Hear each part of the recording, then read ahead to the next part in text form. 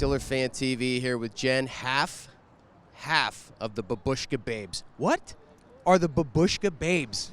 Well, it's a very exclusive connection between my sister and I.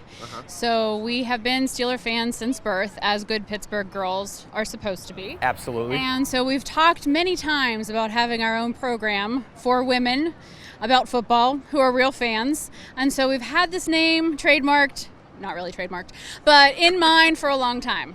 She's not here today, but I'm here to represent both of us. So why is the other half of the Babushka Babes not down here, Heinz Fildenat? Yeah, because I got a brother too, and I got to bring him once in a while. So she'll be here next time. She will? Yeah. So that's the Monday night game against the Cincy Bungles. That's correct. And I'm wondering if we're going to get our first win of the season on that Monday night game, because they're going to go out to San Francisco next week and get their asses kicked, I believe. I'm going to reserve judgment on that. So the 49ers got a good game this week, but we'll see if they can sustain that. All right, so game today. Bad guys won 28-26 from the Pacific Northwest. What are your thoughts?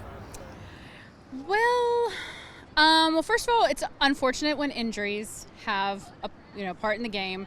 People go out. Nice to see Mason Rudolph step up. He managed the game very well, so I was impressed by him today.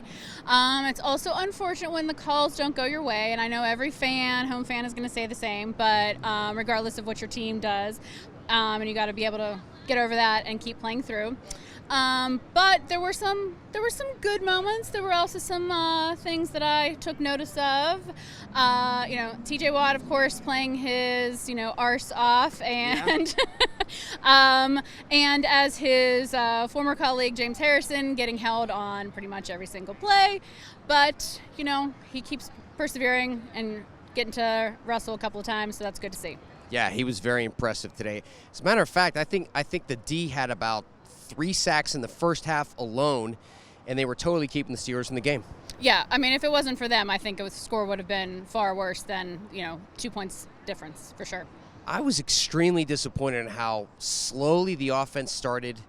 I think the first 3 series, correct me if I'm wrong, I don't know if they got a first down, and they just looked awful. And I'm expecting more coming off an embarrassing 33-3 tail whooping on national TV for the home opener, and we come out offensively. We came out slowly. What is going on there? I don't know what's going on there. I hope that they're still getting over the drama from last year. I think James Conner, again, before the injury, playing his butt off, but I can see that he's going to lean to the right. So every other team is going to start to see this. So they're going to have to figure out a way to play across the field better, not just always pass it to the right, but figure out another way to approach the line. So you mentioned Mason Rudolph earlier, so let's talk about why he got in there. So I heard it was an elbow injury, but I'm wondering if it was an elbow injury and the fact that Ben wasn't looking too good.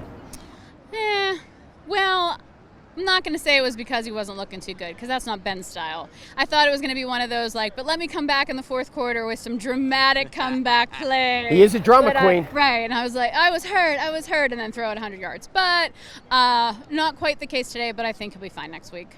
Not worried about that. Okay, so are you looking for are you predicting a win next week?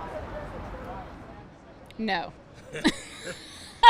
It's not. If I was putting money on this, I don't think I could do that. Okay, and what about longer-term outlook for the rest of the season? Well, as my brother reminded me, we can go 0-4 and still go to the Super Bowl, so all is not lost.